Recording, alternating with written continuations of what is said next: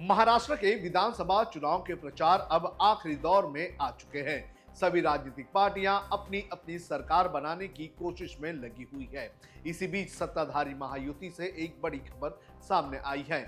महायुति के दो बड़े नेताओं ने मुख्यमंत्री की दावेदारी से खुद को अलग करने का बयान दे दिया है। एकनाथ शिंदे और देवेंद्र फडणवीस दोनों ने ही अलग अलग इंटरव्यू में ये कहा है कि वो सीएम की रेस में नहीं है। पिछले कुछ वक्त से इन दोनों ही नेताओं की पार्टियों की तरफ से अपने अपने नेता को सीएम फेस बनाने के बयान दिए जा रहे थे, लेकिन अब अचानक ऐसा क्या हुआ कि दोनों ही नेताओं ने सीएम पद से खुद को अलग करने का बयान दे दिया। इसकी पूरी जानकारी आपको इस वीडियो में देंगे। नमस्कार, आप देख रहे हैं लोकमत हिंदी और मेरा नाम है सोनू कनौजिया। सबसे पहले जान लेते हैं कि एकनाथ शिंदे और देवेंद्र फडणवीस ने क्या बयान दिया है। फडणवीस ने 16 नवंबर को एएनआई को दिए इंटरव्यू में कहा था कि NCP SP chief Sharad Pawar परिवार और पार्टी तोड़ने में महारथी हैं। एनसीपी और शिवसेना अपनी अपनी महत्वाकांक्षाओं की वजह से टूटी, क्योंकि उद्धव सीएम बनना चाहते थे, इसलिए उन्होंने हमसे नाता तोड़ दिया। मुख्यमंत्री बनने के बाद वे आदित्य ठाकरे को आगे करना चाहते थे, इसलिए उन्होंने एकनाथ शिंदे को सफोकेट करना शुरू कर दिया। उद्धव ठाकरे के लिए भाजपा के दरवाजे अब बंद हो चुके हैं। महाराष्ट्र में पार्टी भविष्य में कभी भी उनके साथ गठबंधन नहीं करेगी। शिंदे को सीएम बनाने की जानकारी मुझे पहले से थी। मैं मुख्यमंत्री या अध्यक्ष बनने की रेस में नहीं हूं। एक इंटरव्यू में एकनाथ शिंदे ने कांग्रेस पर जमकर तंज कसा था। उन्होंने कहा था कि कांग्रेस की नीति फूट डालो और राज करो की है। राहुल गांधी बाला साहेब ठाकरे को हिंदू हृदय सम्राट कब कहेंगे?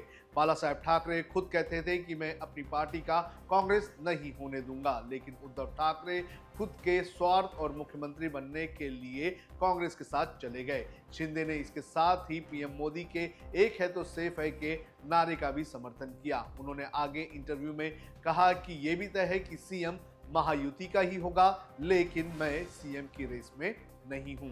अब आपको बताते हैं कि आखिर क्यों इन दोनों नेताओं ने सीएम की रेस से खुद को पीछे ले लिया है और क्या सीएम की कुर्सी महाराष्ट्र में अब कांटों का ताज बन चुकी है।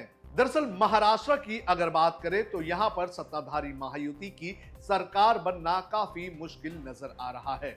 लोकसभा चुनाव के नतीजों में जिस तरह से एनडीए का हाल महाराष्ट्र में हुआ था, उसी तरह के आसार इस विधानसभा चुनाव में एनडीए उर्फ महायुति के लिए बनता हुआ नजर आ रहा है। सबसे ज्यादा नुकसान बीजेपी को हुआ था। 2019 में 23 सीटों पर जीत हासिल करने वाली बीजेपी 2024 में 9 सीटों पर सिमट गई। राजनीतिक जानकारों की अगर माने तो महाराष्ट्र में लोकसभा का ही ट्रेंड वापस आ सकता है और इसी के चलते कोई भी सीएम पोस्ट की दावेदारी नहीं करना चाहता है। दूसरा कारण यह बताया जा रहा है कि हार की जिम्मेदारी कोई भी नहीं लेना चाहता है। कुछ दिनों पहले लोग पोल का एक ओपिनियन पोल सामने आया था और इसमें यह पाया गया था कि महाराष्ट्र में सत्ताधारी महायुति को बहुमत मिलना काफी मुश्किल है और विपक्षी अलायंस महाविकास आघाड़ी की सरकार महाराष्ट्र में बन सकती है। लोक पोल के सर्वे के अनुसार महाविकास आघाड़ी 151 से 162 सीटों पर जीत हासिल कर सकती है, वहीं सत्ताधारी महायुति 115 से 128 सीटों पर ही जीत हासिल कर सकती है और इसी के चलते ये कहा जा रहा है कि दोनों ही पार्टियां अब सीएम फेस की दावेदारी नहीं करना चाहती है।